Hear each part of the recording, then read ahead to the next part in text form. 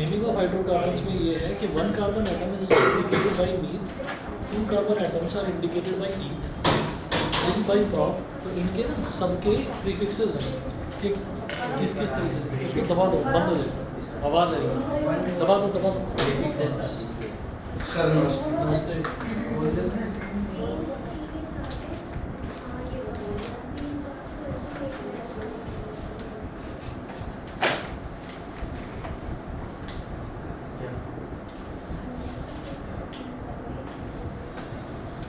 Naming of hydrocarbons में सबसे पहले, अरे इधर आ जाओ ना, खाली पड़ा हुआ मैं और देखो आराम से बैठो, इधर से दिखा देंगे, पढ़ाई में नहीं लग पाएगा। तो नेमिंग ऑफ हाइड्रोकार्बन्स में हम सबसे पहले ये कहेंगे कि जैसे मान लीजिए नंबर ऑफ कार्बन एटम्स हैं,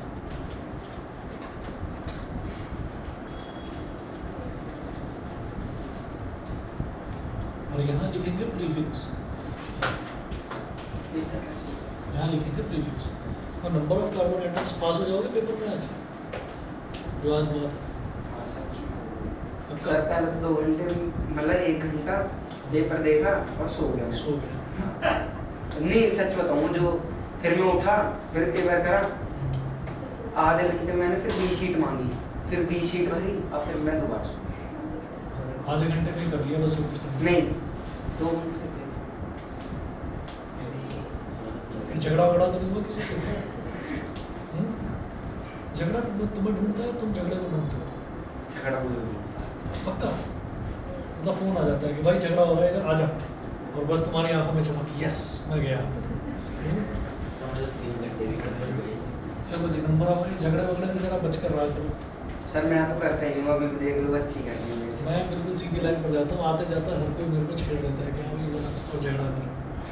नहीं स्कूल के बाहर एक दोस्त है मेरा, उसके मार दिया था। तो फिर आगे झगड़े की कहानी पर तो मैं ये समझा रहा हूँ कि अब जैसे तुम 10th क्लास में आ रहे हो ना, तो यहाँ तक के जो झगड़े हैं वो बचपन वाले होते हैं, है ना। इसमें कोई झगड़ा करे, हाथापाई करे, कोई बात नहीं, लेकिन इसके बाद के जो झगड़े हैं वो बड़े हो जाते हैं। तो इसलिए इन सब चीज़ों से जितनी जल्दी हो सके, बल्कि मैं तो कहता हूँ अभी अक्टूबर ख़त्म होने वाला है, नवंबर दिसंबर ये 2 महीने झगड़ दो जितना झगड़ना है, और 1 जनवरी से रिजोल्यूशन ले लो कि अब मुझे झगड़ा नहीं करना। झगड़ा मैं सर इस अगले महीने से नहीं करने का। बस तो बहुत अच्छी बात है। नवंबर में से और नवंबर दिसंबर जनवरी 3 मैं तो महीने निकलूंगा ही नहीं सर, घर के बाहर पढ़ना है सर। ये तो कमाल की बात है। सर मजाक नहीं कर रहा, लेटेस्ट न्यूज़ सुनाई दे रही है तुम्हें? अगले महीने से घर से बाहर नहीं निकलेगा, इसको पढ़ना है, ये डिसाइड कर लिया है इसने। नहीं सर अगले महीने की 20 तारीख के बाद से पढ़ना। नहीं सर क्योंकि 20 तारीख नहीं का प्लान है कुछ। नहीं दिवाली के बाद मैं वहाँ चल जाऊँगा, राजस्थान इलेक्शन है हमारे, मौसू इलेक्शन में हो गए हैं तो जिंदाबाद जिंदाबाद। हाँ, तो वहाँ जाएंगे। अच्छा। उसके बाद वहाँ से आऊँगा राजस्थान से, फिर पढ़ूंगा सर। यही कह रहा था ये? अच्छा चलिए, तो नंबर ऑफ कार्बन एटम्स देखो, 1 2 3 4 5 6 7 8 9 10। तो अगर किसी भी ऑर्गेनिक कंपाउंड में एक कार्बन एटम है, उसमें पहले प्रीफिक्स लगेगा मीथ। 2 कार्बन एटम है तो मीथ, 3 कार्बन एटम है तो प्रॉप, 4 है तो ब्यूट, बट नहीं है ये ब्यूट है ना, 5 है पेंट, 6 हेक्स, 7 के लिए हेप्ट, 8 के लिए 9, और 10 के लिए डेक। अच्छा जी, अब जरा देखिएगा, a saturated hydrocarbon containing single bonds is indicated by writing the word ene after the stem। ene after the stem का मतलब ये है कि अगर मान लीजिए prop लिखा हुआ है तो उसके आगे ene लगा दो, प्रोपेन बन जाएगा। तो 3 कार्बन एटम वाला एल्कीन, नॉन लिखा हुआ है तो नॉन के आगे इन लिखा दो तो नॉनेन बन जाएगा, इसका मतलब 9 कार्बन एटम वाला एल्कीन है ना। तो एल्कीन में लास्ट में इन लगेगा, एल्कीन में बाद में इन लगेगा, और एल्काइन में बाद में आइन लगेगा। तो अगर प्रॉप है उसके बाद मैंने एल्काइन बनाना चाहता हूँ तो प्रोपाइन, और अगर मान लीजिए हेक्स है उसके बाद में आइन लगा दिया तो वो बन जाएगा हेक्साइन। इस तरह से होता है। हाँ जी, अब है नेमिंग ऑफ सैचुरेटेड हाइड्रोकार्बन्स। तो जैसे पहला है नेमिंग ऑफ CH4।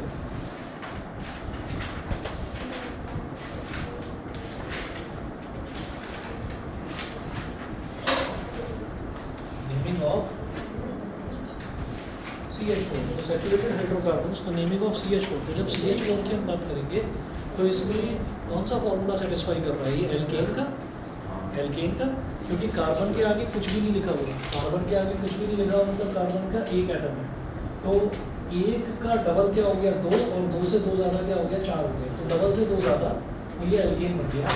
तो कितने कार्बन एटम है, एक है, तो ये बन जाएगा मीथेन, इसका फॉर्मूला है CnH2n+2। उसके बाद है अगला C2H6, C2H6, तो C2H6 में कार्बन के 2 एटम है और हाइड्रोजन के क्या है, कार्बन के डबल से 2 ज़्यादा, डबल से 2 ज़्यादा, डबल कितना 4, 4 से 2 ज़्यादा कितना 6, और तो ये एल्केन बन गया, ये 2 कार्बन एटम है तो इसलिए इसको बोलेंगे कीटोन। ऐसे ही C3H8, C3H8, तो 3 के डबल से 2 ज़्यादा यानी कि एल्केन है, तो इसको 3 कार्बन एटम है तो प्रोपेन बोलते हैं। इसी तरीके से C4H10 हो जाएगा ब्यूटेन, इसी तरीके से C5H12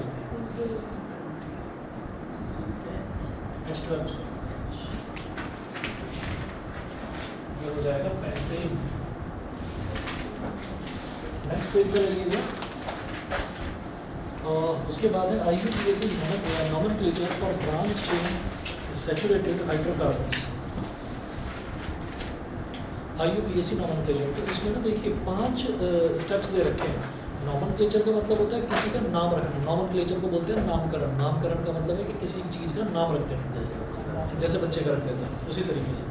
तो IUPAC nomenclature for branch chain saturated hydrocarbons, तो हमारे पास अब सैचुरेटेड हाइड्रोकार्बन्स यानी कि एल्केन्स आएंगे, और एल्केन्स में भी ना उनकी ब्रांचेस होंगी, तो अलग अलग ब्रांच चेन स्ट्रक्चर्स निकल रहे होंगे, तो उनका नाम किस तरीके से रखा जाता है, उसके 5 स्टेप्स हैं। ये 5 स्टेप्स मैं पढ़कर सुना रहा हूँ, समझ में आए तो बताना, नहीं आए तो बताइए। पहला देखिए, the longest chain of carbon atoms, the longest chain of carbon atoms in the structure of the compound to be named is found first. तो सबसे पहले जिस भी कार्बन कंपाउंड को हमको बनाना है, तो उसमें जो सबसे लंबी चेन है, जो लॉन्गेस्ट चेन है, उस लॉन्गेस्ट चेन को सबसे पहले हमको फाइंड आउट करना है। दूसरा है, the alkyl groups present as side chains और branches are considered as substituents and named separately as methyl और इथाइल ग्रुप्स। तो जो एल्काइल ग्रुप्स हैं जो साइड चेन की तरह लगे हुए हैं, उनको आइडेंटिफाई करना है, दूसरा स्टेप। पहला स्टेप सबसे लंबी कार्बन चेन पता करनी है, दूसरा स्टेप ब्रांच में कौन कौन से एल्काइल ग्रुप लगे हुए हैं वो पहचान करना है। तीसरा, the carbon atoms of the longest carbon chain are numbered in such a way that the alkyl groups get the lowest possible number. तो जो कार्बन एटम्स हैं लॉन्गेस्ट कार्बन चेन के, उसकी नंबरिंग इस तरह से करनी है कि जो एल्काइल ग्रुप है वो सबसे छोटी पोजीशन पर आए। अभी शायद समझ में नहीं आया होगा तीसरा पॉइंट। अगला है, फोर्थ है, the position of alkyl group is indicated by writing number of carbon atoms to which it is attached. अगला है, the IUPAC name of the compound is obtained by writing the position and name of alkyl group just before the name of parent hydrocarbon. तो अब जो ये 5 steps हैं, ये 5 steps मैं आपको एग्जांपल के थ्रू समझाऊंगा, ऐसे ही समझ में भी नहीं आएगा। अच्छा, नॉमेनक्लेचर के जो स्टेप्स हैं वो पेपर में नहीं पूछे जाते, आपसे नेमिंग पूछी जाती है, स्ट्रक्चर दे देंगे और वो पूछेंगे कि आप इसका नाम बताइए। तो देखिए, जैसे एक क्वेश्चन दे रखा है, name the branch chain structure of butane C4H10SO। अब दिमाग में आता है कि नाम तो इन्होंने दे दिया ब्यूटेन, लेकिन क्या है कि ब्यूटेन जैसा हम बनाना चाहते हैं वैसा नहीं है, ये ब्रांच्ड चेन स्ट्रक्चर दे रखा है उसमें, मतलब ब्यूटेन में से एक ब्रांच अलग से निकाल कर वो बना कर दे रखी है। तो इसका नाम क्या होगा वो आपको बताना है। तो जो स्ट्रक्चर है वो देखिए क्या है, ब्यूटेन में मुझे पता है कि 4 कार्बन होंगे और 10 हाइड्रोजन होंगे, तो C4H10। अब जो ब्यूटेन का स्ट्रक्चर दे रखा है उन्होंने वो ऐसा दिया, 1 2 3।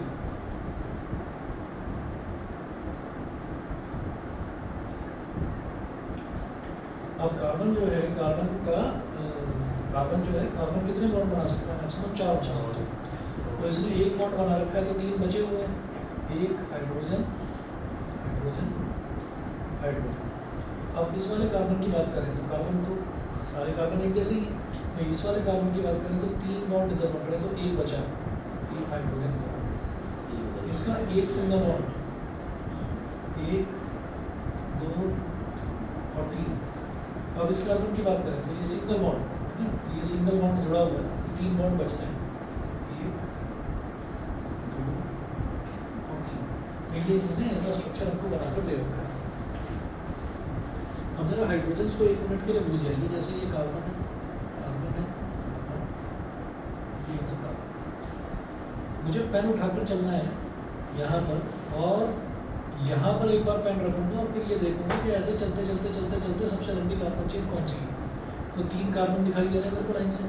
आप कहेंगे कि नहीं मैं तो मुड़ना चाहता हूँ, तो यहाँ से आप मुड़ गए, मुड़कर इधर पहुँच गए, इस कार्बन पर पेन तो नहीं उठाया अभी तक, तो इसका मतलब हाँ ठीक है 3 कार्बन ऐसे ले लो, चाहे इसको सबसे लंबी चेन मान लो या इसको मान लो। लेकिन ऐसे नहीं कर सकते कि यू गए 3 ये हो गए, यू करके फिर वापस आए कि नहीं जी 4 हो गए, ऐसे नहीं कर सकते, क्योंकि आपको ओवरलैपिंग कहीं नहीं करनी है। ऐसे नहीं है कि सीधा जाकर और फिर वापस आ गए, है ना, तो ओवरलैपिंग कहीं नहीं करनी है। और ऐसा भी नहीं है कि 3 यू और फिर पेन उठाकर फिर 1 यू, ऐसे नहीं करना। तो बिना पेन उठाए सीधी सीधी जो सबसे लंबी चेन बन जाए उसी को सबसे लंबा पेरेंट हाइड्रोकार्बन बोलते हैं। ठीक है, ये आपको करना है। अब देखिएगा कि यहाँ पर बिना पेन उठाए मेरे को सबसे लंबी कार्बन चेन दिखाई दे रही है 3 कार्बन की, 3 कार्बन की सबसे लंबी कार्बन चेन दिखाई दे रही है। अच्छा, अब उसमें देखिए कि जैसे ब्रांचेस निकली रहती हैं, जैसे किसी एक स्ट्रेट स्टेम है, कोई स्टेम है तो स्टेम की ब्रांचेस जो निकली रहती है, ब्रांचेस कितनी दिखाई दे रही है, एक ये ब्रांच नहीं दिखाई दे रही है साइड में निकली हुई, भाई ये सबसे लंबी कार्बन चेन होगी। और ये क्या होगी, इसकी ब्रांच होगी, तो ये क्या है, ये है CH3। इस ब्रांच में क्या दिखाई दे रहा है आपको, CH3। तो CH3 का मतलब क्या है, CH3 का मतलब ये है कि जब हमारे पास CH4 होता है तो इसको हम बोलते हैं मीथेन। और अगर इसमें से एक हाइड्रोजन निकाल दिया यानी कि CH3 बन गया, तो इसी को क्या बोलते हैं, मिथाइल। याद होगा, बताया था एल्केन में से एक हाइड्रोजन रिमूव कर दीजिए तो एल्काइल बन जाता है। तो मीथेन में से एक हाइड्रोजन रिमूव कर दिया तो मिथाइल बन गया। ठीक है, अब जरा नंबरिंग करो, नंबरिंग। भाई सबसे लंबा जो कार्बन चेन है वो है 3 कार्बन एटम की, तो नंबरिंग करिए जैसा आपका मन करे। आप लेफ्ट टू राइट चलना चाहें तो आप ये करेंगे कि अच्छा तो ये हो गया 1, ये हो गया 2 और ये हो गया 3। ठीक है, तो हम ये करेंगे लेफ्ट टू राइट। ज़रूरी नहीं है लेफ्ट टू राइट जाना, आप राइट टू लेफ्ट भी जा सकते हो। राइट टू लेफ्ट जाने का फ़ायदा सिर्फ तब होगा जैसे यहाँ पर ये जो साइड चेन है, ये जो ब्रांच है, ये ब्रांच कौन सी पोजीशन पर आ रही है, सेकंड पोजीशन पर। ठीक है, अगर आप राइट से लेफ्ट मतलब इधर 1 इधर 2 और इधर 3 लिखोगे तो तब भी तो ये ब्रांच चेन सेकंड पोजीशन पर ही आएगी। अगर ये सेकंड से कम पोजीशन पर आ रही होती, फर्स्ट पोजीशन पर आ रही होती, तो मैं कहता कि फिर मैं राइट से लेफ्ट वाला जो नंबरिंग है वो पैटर्न फॉलो करूँगा। हमें वो पैटर्न फॉलो करना है जिस पैटर्न में जो साइड चेन है वो शॉर्टेस्ट नंबर पर आए, हमें वो पैटर्न फॉलो करना है। 6 कार्बन में हो जाएगा। अभी बताइए यहाँ तक समझ में आ गया इतना। ठीक है, तो सेकंड पोजीशन, तो सबसे पहले हम लिखेंगे पोजीशन। पोजीशन क्या है, सेकंड, किसकी, ब्रांच की पोजीशन है सेकंड। तो यहाँ लिखेंगे 2 वाली पोजीशन पर क्या लगा हुआ है, मिथाइल। तो यहाँ लिखेंगे 2 मिथाइल। और पेरेंट हाइड्रोकार्बन में कितने कार्बन है, 3। तो 3 का मतलब प्रोप, यानी कि प्रोपेन। तो 2 मिथाइल प्रोपेन।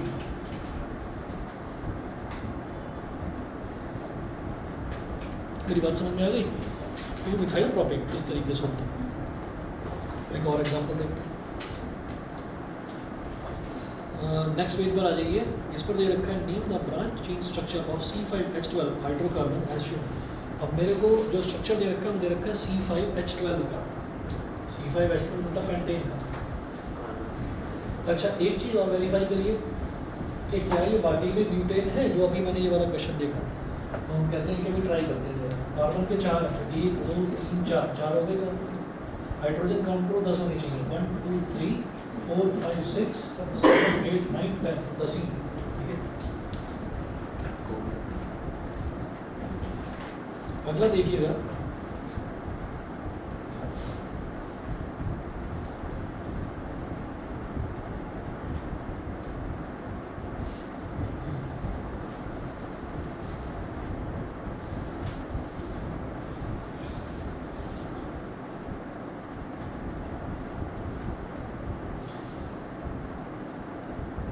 सर आपने 9th क्लास का बैच खा लिया?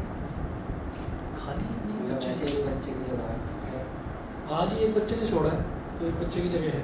हाँ तो सर एक लड़का है। झगड़ालू प्रवृत्ति का तो नहीं है। सर अब मेरे को ऐसे तो झगड़ता तो है पर वो यहाँ नहीं झगड़ेगा, मैं मना करता हूँ। अच्छा ठीक। हाँ सत्य। सत्य हाँ ये नाम है उसका, सत्य या सत्या? सत्य। अच्छा नाम अभी पहली बार सुना। जिसके सर में चोट लग गई थी। अब बस शाम तक टेंशन मेरे को टेंशन नहीं हुआ, लड़ाई हुई थी। इससे भी 2 कदम आगे है क्या? नहीं ऐसा। हाँ नहीं ऐसा नहीं। अब कैसे बोले क्योंकि मुझसे ज़्यादा आगे, क्योंकि जब सबसे बड़ा लड़ाका तो मैं हूँ। नहीं सारे गए उसके थे। सर चोट लग गई थी लड़ाई में, सर डे जिसको लड़ाई हुई थी। उसके सिर पे ना सर कड़ा मार देते पुलिस आ गई। उसके भैया और पता है, आगे- और पता है क्या है कि जैसे मान लो उसके सर पर कड़ा मार दिया, बच गया वो, है ना, तो जिसने मारा वो बड़ा शेर बन रहा होगा अपने शेर आप में कुछ नहीं, उसके भैया है जो सत्य भैया है, भैया ने कहा कि मैं गोली मार दूंगा स्कूल में टीचर के सामने खड़े होकर। में। हाँ चलो कह दिया ना गोली मार दो, मारी तो नहीं। उसके भैया तो फिर आग में है जिस दिन मारे। चलो बहुत अच्छी बात है। तो कुल मिलाकर क्या है कि जिसने कड़ा मार दिया, अगर उसको कुछ हो जाता मतलब वो चला जाता है ना, तो भी वो नहीं बचता और अभी भी नहीं बचेगा। तो इस लड़ाई झगड़े का क्या फ़ायदा? और अगर झगड़ा हो जाए और झगड़ा आ जाए, गुस्सा आ जाए, गुस्से में आकर कोई किसी का सर फोड़ दे, तो जो फोड़ा जिसका सर फूटा है वो तो बेचारा जाएगा ही जाएगा, है ना। कई बार ऐसा भी हो जाता है कि सर में चोट लगी और चोट लगने के बाद कुछ नहीं हुआ, पट्टी वट्टी कराई, उसकी सब ठीक हो गया, है ना, और 10, 12, 15 साल बाद पता चला आदमी चल रहा चलते चलते चक्कर आगे गिर पड़ा। तो मेरे जो ग्रैंडफादर थे उनके दूसरे तीसरे नंबर के जो भाई थे, छोटे भाई थे उनके, तो वो कैलकाटा में ब्रिटिश पेंट्स एक कंपनी थी, है ना, तो पेंट की कंपनी थी ब्रिटिश पेंट्स, और ब्रिटिश पेंट्स की सब्सिडरी कंपनी एशियन पेंट्स है अब। तो पहले वो ब्रिटिश पेंट्स कंपनी हुआ करती थी, तो उसमें HR हेड थे, HR जानते हैं ना, हाँ है ना, HR हेड थे। तो HR का काम क्या होता है, जितने भी एम्प्लॉयज़ होते हैं उनको मतलब मॉनिटर करने का, रेगुलेट करने का कि कहीं कोई प्रॉब्लम तो नहीं है। तो जनरली क्या होता है कि किसी भी एम्प्लॉय को मान लो नेतागिरी की आदत है और उसको ज़रा सा ये लग जाए कि भाई हमारी मांगें पूरी करो और ये और वो, और हम सड़क पर बैठ जाएंगे धरना देंगे, केजरीवाल वाला होता है ना कई लोग के अंदर धरना देना है वैसे, ठीक है। तो इस तरीके से कुछ वो सारे जो एम्प्लॉयज़ हैं वो इकट्ठे हो गए। तो मैं उनको बाबा जी बोलता था। तो बाबा जी ने कहा कि अरे ऐसा है, धूप में क्यों खड़े हो रहे हो, है ना, और इधर चलते हैं, वो यहाँ पर पेड़ है यहाँ पर खड़े हो जाते हैं और यहाँ पर खड़े होकर बात सुनते हैं। तुम्हारी क्या बात है भाई, जो भी तुम्हारी प्रॉब्लम है हम सॉल्व करेंगे, हम किस लिए हैं यहाँ पर, हमारी बातें ऊपर मैनेजमेंट तक पहुँचाएंगे। उन्होंने कहा ठीक है, सारे के सारे आ गए, भीड़ इकट्ठी हो गई। तो पेड़ थोड़ा पुराना था, है ना, और पेड़ का चबूतरा जो होता है, चबूतरा समझते हैं, ये जो प्लेटफॉर्म बना देते हैं, तो थोड़ा ऊंचा था। तो बाबा जी और 2-3 एम्प्लॉयज़ जो उनके यूनियन लीडर थे वो भी ऊपर ही खड़े हो गए।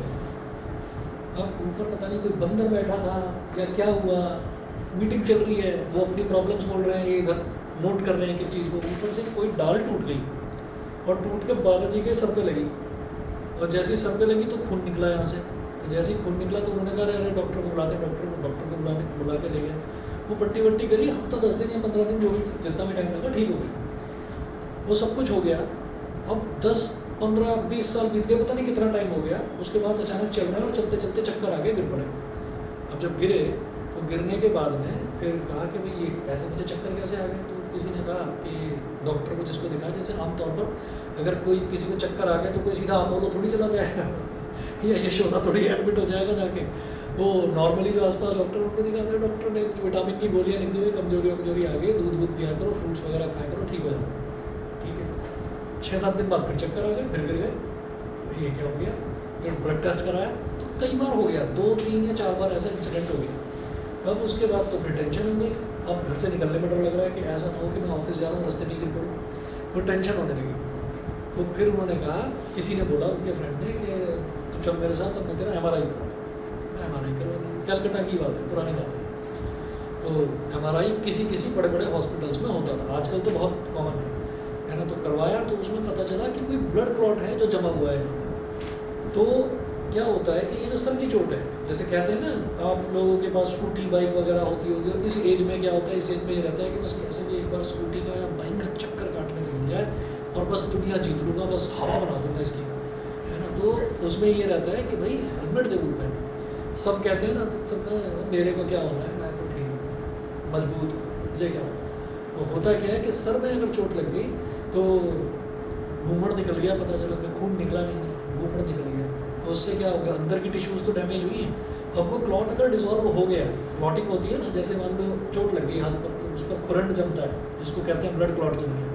तो वो जो ब्लड क्लॉट है वो रिपेयरिंग के लिए होता है। अब वो ब्लड क्लॉट अगर डिजॉल्व नहीं हुआ, जो बॉडी के अंदर है जहाँ पर भी गुम चोट लगी है, वो अगर डिजॉल्व नहीं हुआ तो वो बड़ा घातक होता है। वो ब्लड क्लॉट जब ब्लड सप्लाई को रोकने लगता है ना, और जब रोकने लगता है तो हमारे ब्रेन तक ब्लड नहीं पहुँचता और हम बेहोश होकर गिर जाते हैं, फिर थोड़ी देर बाद होश आता है। तो ये बड़ी घातक चीज़ें होती हैं। और इसमें क्या होता है कि जहाँ भी कहीं किसी का लड़ाई हो गया, झगड़ा हो गया, तो वो मुंह पर मार देगा गुस्सा, लात मार देगा या सर पर मार देगा। तो मतलब ये जो आपका पोर्शन है ना, जो आपकी बॉडी का CPU है, जो कंप्यूटर का CPU है, वो CPU को डैमेज करने की कोशिश करता है हर कोई। ये और फिर और सबसे बड़ी खतरनाक चीज़ क्या है कि अगर किसी को पेट में, कमर में, है ना, पैर में कहीं पर लात मूसा मार दें तो कोई बात नहीं, सर इज्जत पर नहीं लगता, इज्जत पर चोट नहीं लगती। इज्जत पर तब चोट लगती है अगर कोई चांटा मार दे तो। अभी चांटा मार दे तो फिर तो ये है कि अब इस टाइम मेरे को कहीं से बंदूक मिल जाए तो मैं 10 की 10 गोली उतारूँ, है ना। या इस टाइम मेरे को और कोई तुम्हारा शत्रु हो जिसको तुम अपना दोस्त समझ रहे हो, तो भाई तू चिंता मत कर, तू चिंता मत कर, तेरे लिए जो है ना पंच का इंतजाम मैं करूँगा, ठीक है।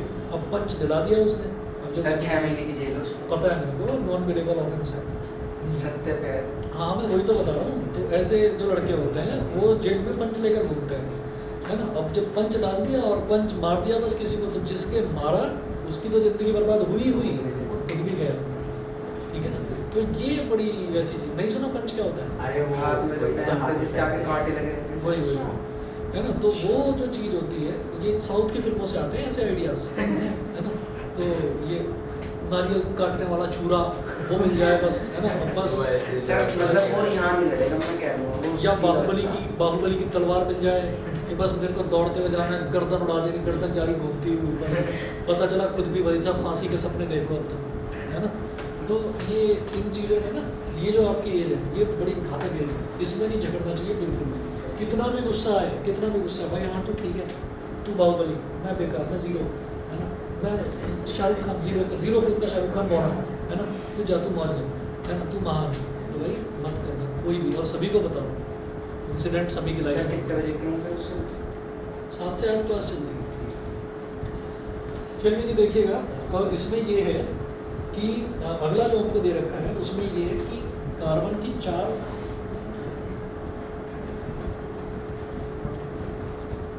कार्बन है।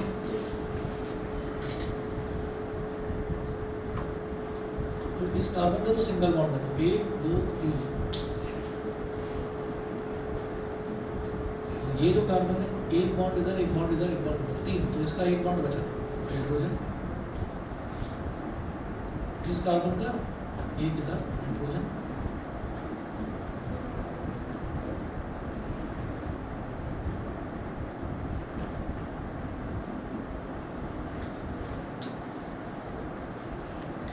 ऐसा होता है।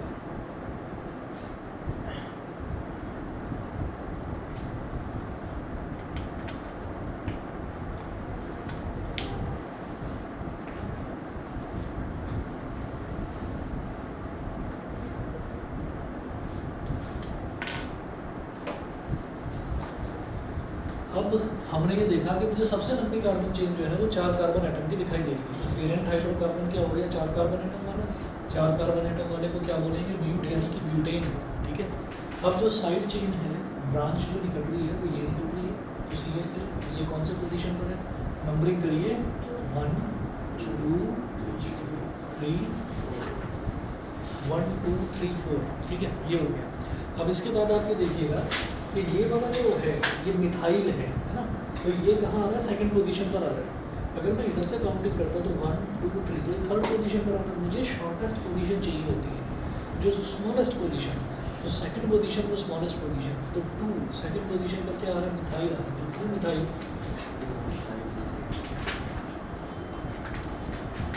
ब्यूटेन,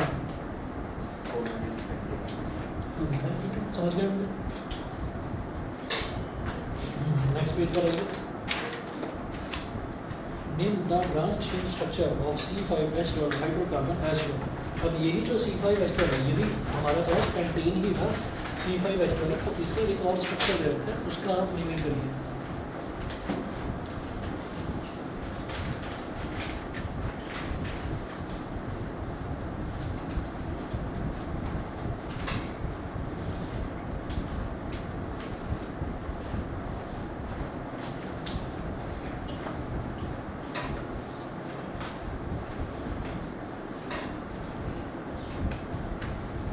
इसकी नेमिंग करेंगे। यहाँ पर देखिए 3 कार्बन एटम दे रखे हैं।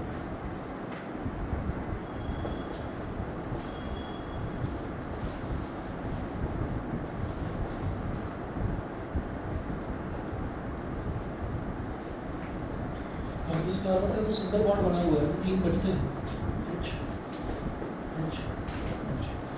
और इस कार्बन का भी सिंगल बॉन्ड बना हुआ है, तो 3 बचते हैं, H, H, H। ये जो कार्बन है सिंगल बॉन्ड इधर है, इधर भी,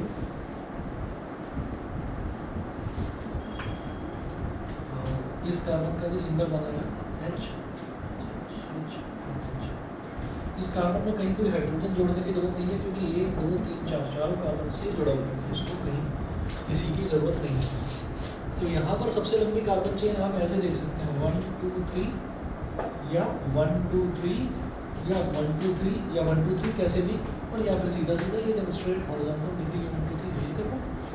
तो इसकी जब नंबरिंग करेंगे तो इधर 1 इधर 2 इधर 3, तो अगर पेरेंट हाइड्रोकार्बन ये हो गया, जिसको मदर चेन भी बोलते हैं, तो मदर चेन अगर ये हो गई तो ब्रांचेस उसकी कौन कौन सी निकल गई, एक ये ब्रांच और एक ये ब्रांच, तो इसमें 2 ब्रांचेस निकल गई, ठीक है।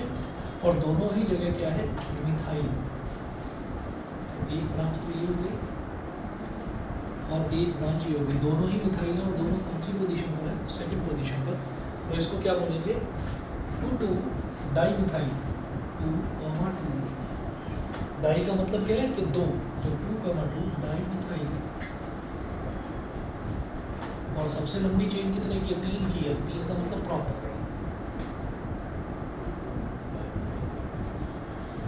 2 डाई मिथाइल प्रोपेन। ये हो गया। उसके बाद नीचे देखिएगा, naming of unsaturated hydrocarbons containing a double bond. तो अनसैचुरेटेड हाइड्रोकार्बन्स हम जानते हैं, अनसैचुरेटेड हाइड्रोकार्बन्स ना 2 तरीके के होते हैं, एक एल्कीन और एक होता है एल्काइन। एल्कीन में होता है डबल बॉन्ड और एल्काइन में होता है ट्रिपल बॉन्ड, ठीक है। तो डबल बॉन्ड वालों का मेरे को नेमिंग करनी है, तो नेमिंग देख लीजिए, आसान है।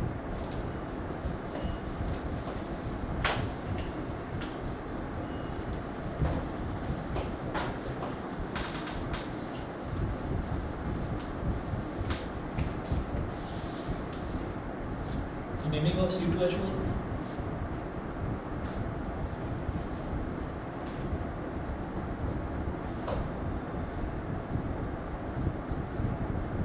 Naming of C2H4। तो C2H4 नाम से ही समझ में आ रहा है कि यहाँ पर कार्बन के 2 एटम हैं और हाइड्रोजन का क्या है, उससे जस्ट डबल है।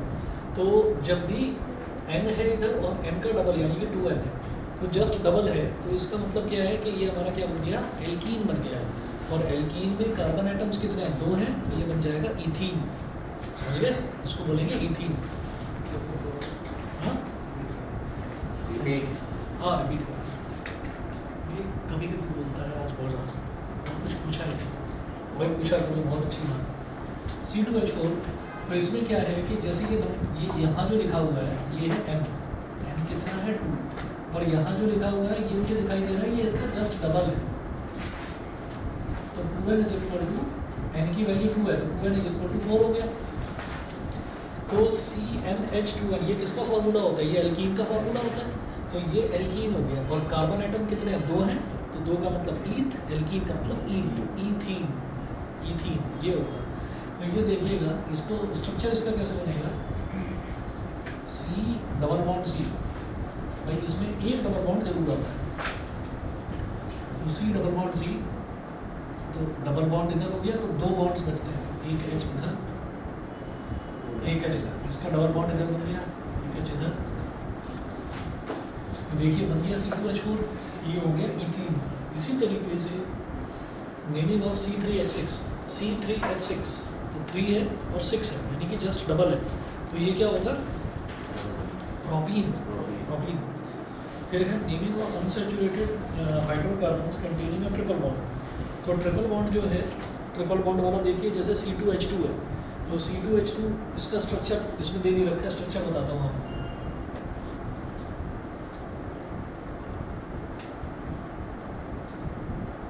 तो हाइड्रोजन भी 2 ही है, इसकी YN जुड़ जाएगा वैसे। समझ गए?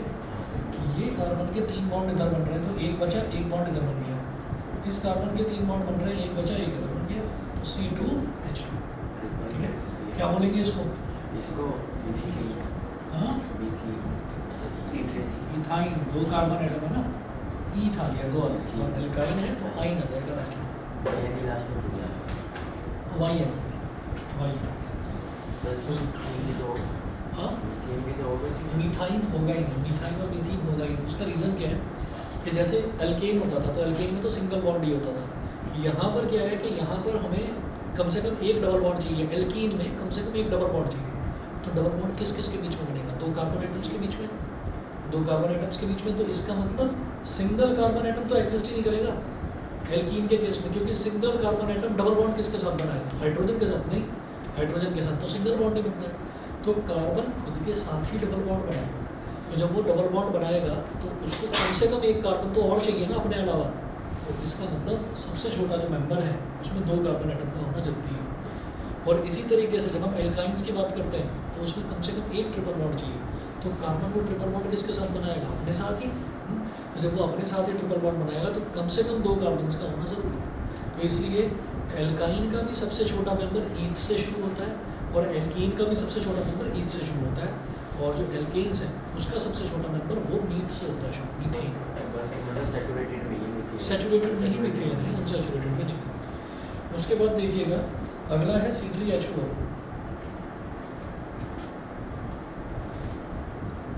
C3H4 तो कार्बन के 3 एटम्स हैं।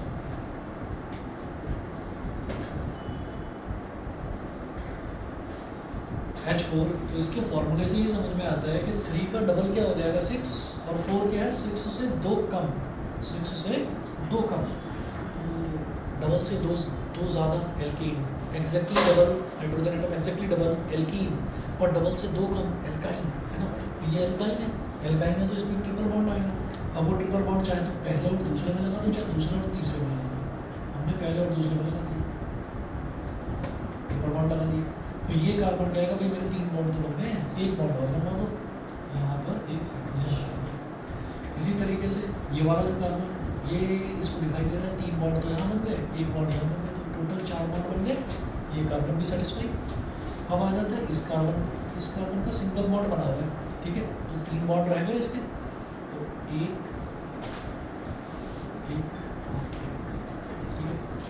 कितने हो गए? 1 2 3 4, तो 4 हाइड्रोजन हो गए और 3 कार्बन C3H4 बन गया।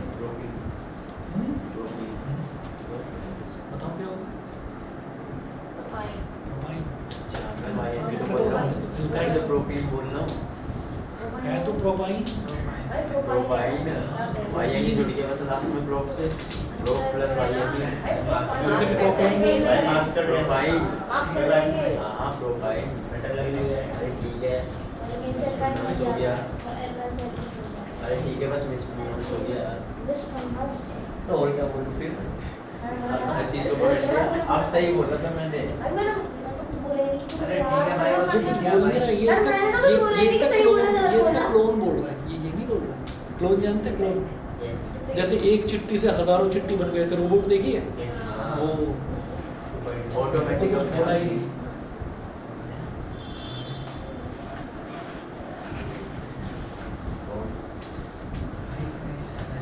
ये वही वाली बात हो गई, जैसे कोई एक बंदा किसी दूसरे बंदे को, एक लड़का दूसरे लड़के को गाली दे देता है, और दूसरा लड़का जो है वो कहता है तूने गाली कैसे दी, आज तेरे को देख रहा हूँ, और वो आ जाता है बॉक्सिंग मोड में एकदम से, ठीक है। तो और फिर जब झगड़ा होता है, और झगड़े के बाद जब टीचर्स के पास बात पहुँचती है तो टीचर्स सर मैंने तो कुछ कहा ही नहीं था, ये तो ज़बरदस्ती मेरे को लड़ने लगा, है ना। तो ये वाली बात हो जाती है। तो ऐसे ये बोल रहा है कि मैंने तो कुछ कहा ही नहीं। हाँ, अब क्या कह रहा है? ये कौन करता है? ये कौन करता है? जैसे तुमने करा, पूरा कुछ कहानी बोल दिया फिर कह रहा मैंने तो कुछ कहा ही अरे नहीं। मैंने कहा कि मैंने तेरा जो पूरा वर्ड बोल क्या बोला मिसप्रोनाउंस मैंने ये बोला कि मिसप्रोनाउंस मैंने ये नहीं बोला कि तुम सही बोला है तेरा तो बोला वर्ड बोलो अब मैं ये कह रहा हूँ कि तुमने ये कहा कि मैंने कुछ बोला ही नहीं तो कुछ तो मैंने बोला। बोला है मैंने बोला अब आया ना नहीं अभी कह रहा था कुछ बोला ही नहीं कह रहा मैंने बोला बोला है। है। चलो जी आगे चलते हैं। बोला है अरे इधर देख लो हो गया हो गया। पढ़ाई में इतनी जबान नहीं चलती है, फालतू की बातों में चलती है। जब समझ में आएगा तो पूरा जवाब सुन चलो आगे देखो। ये भी बोला, ये देखो आगे देखिए। How would you name the following compound. अब एक स्ट्रक्चर दे रखा है, अब बताना जरा इसका क्या नाम है। अब पढ़िए पहले अब साफ साफ नहीं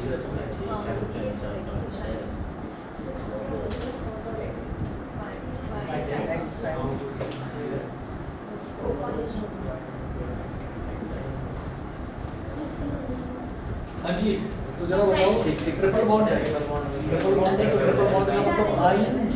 ट्रिपल बॉन्ड का मतलब लास्ट में क्या, वाई को क्या बोलते हैं, आइन। नहीं आइन, बस आइन ये नहीं। आगे चलो 1 2 3 4 5 6 6 का मतलब एक्स आइन। अब तो सही बोला है। अब तो अगर इसके लगे 7 होता तो एफ होता। हाँ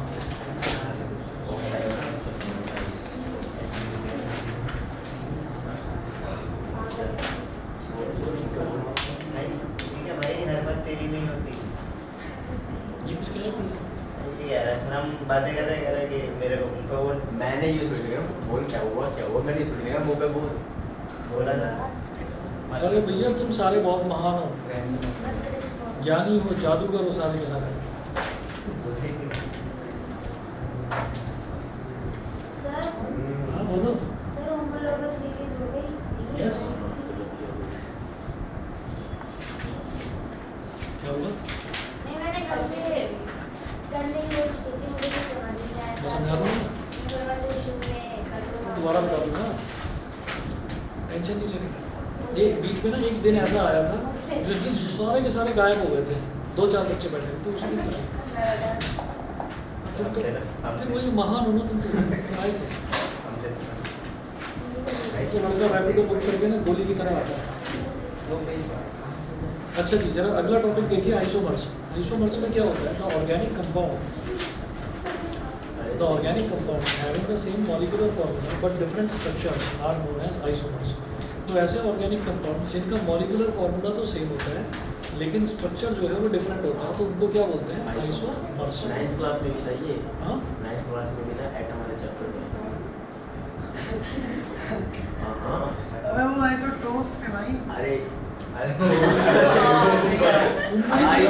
इसको इतना याद होगा, कमाल है। आइसोटोप्स और आइसोबार इसमें बस मस्त कर दिया। इसका मतलब नहीं बोले थे? मैं तो तुम्हें समझता था कि तुम लल्लू हो, लेकिन तुम लल्लू नहीं हो भाई। हमारा तो दिमाग चलता है, रिकॉलिंग पावर है, तो अब क्यों नहीं लगा रहे हो दिमाग, लगा रहे हो? समझ गए भाई, वो आइसोटोपर आइसोबार था, समझाया करो इसको, पढ़ता उड़ता नहीं है। चलो जी आगे देखें। तो भैया वो आइसोमर था, है ना, आइसोटोपर आइसोबार था, ये आइसोमर है। बस लूट दिया। हाँ? बस लूट दिया। बस टोप की जगह मर ही तो बोला है, जैसे ईन की जगह आइन, आइन की जगह ईन। पेपर में लिख चलो जी आगे चलते हैं। तो साइंस का कब है पेपर? ये लास्ट ट्यूसडे को है, मंडे को भी है, ट्यूसडे को भी छुट्टी। चलो जी ट्यूसडे को अब जरा सुनिएगा, छुट्टी नहीं है।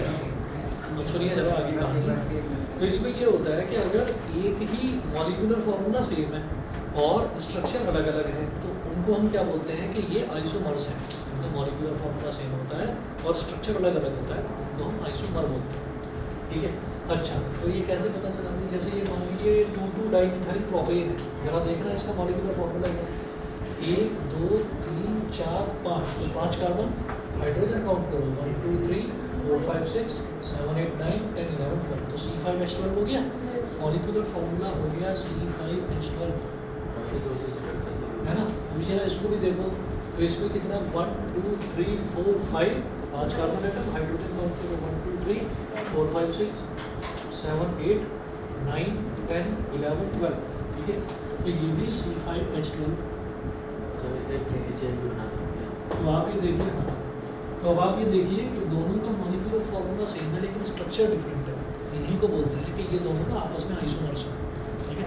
जिनका मॉलिक्यूलर फार्मूला सेम और structure different they are called isomers.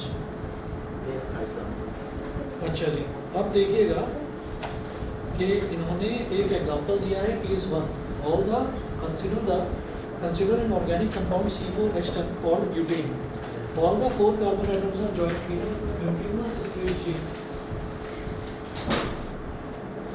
continuous straight chain to give the following structure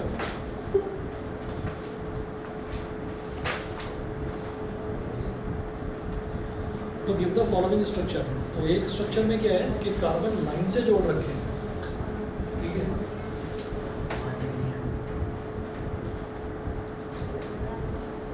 और एक स्ट्रक्चर तो ये हो गया बाकी बची हुई जगह पर सब पर हाइड्रोजन जोड़ दीजिए।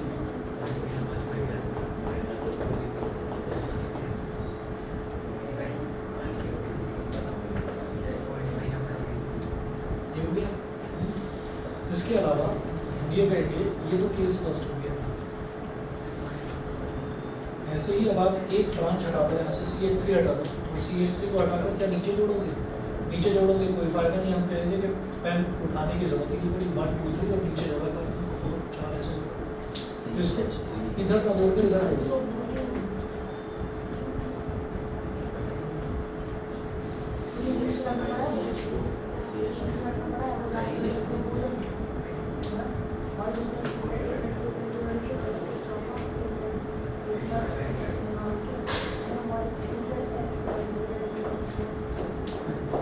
तो अगर इसको देखेंगे तो यहाँ पर भी आप ये देखिए कि 4 कार्बन एटम हैं और 3 तो सबसे लंबी चेन में हो गए और इधर वाले में 1 कार्बन हो गया। तो अगर काउंट करें तो 1 2 3 4 4 कार्बन एटम और हाइड्रोजन 1 2 3 4 5 6 7 8 9 और 10 1 2 3 4 5 6 7 8 9 10 तो C4H10 तो दोनों का स्ट्रक्चर अलग अलग हो गया लेकिन मॉलिक्यूलर फार्मूला सेम।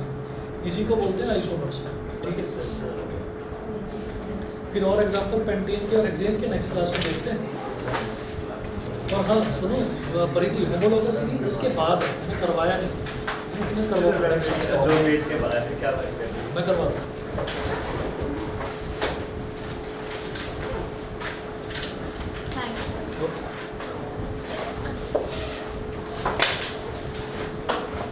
सर नमस्ते।